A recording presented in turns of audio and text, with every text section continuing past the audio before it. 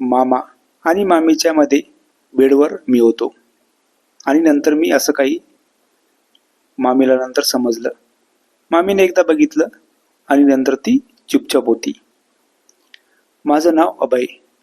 मामाच्या घरी गेल्यावर मी मामीला, मामा आणि मामी हे दोघेच राहत होते. मी मामीला खूप वेळा असं बघितलं होतं की मला मामीबद्दल आता वेगळंच.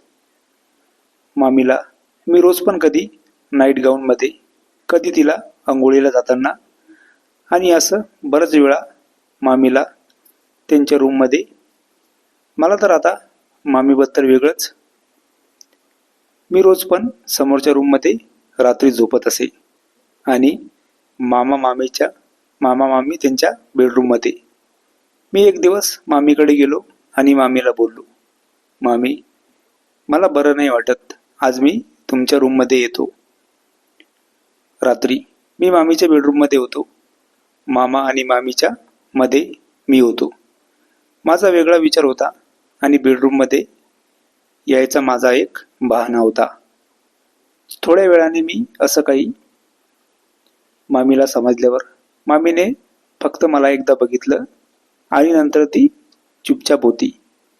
मला वाटलं की मामी तर काहीच नाही बोलली. मग मी मामीसोबत, ही कथा पूर्णपणे काल्पनिक असून वास्तविक जीवनाशी काहीही संबंध नाही. ही कथा फक्त मनोरंजनासाठी आहे. कथा आवडल्यास चॅनलला सबस्क्राईब करा. धन्यवाद.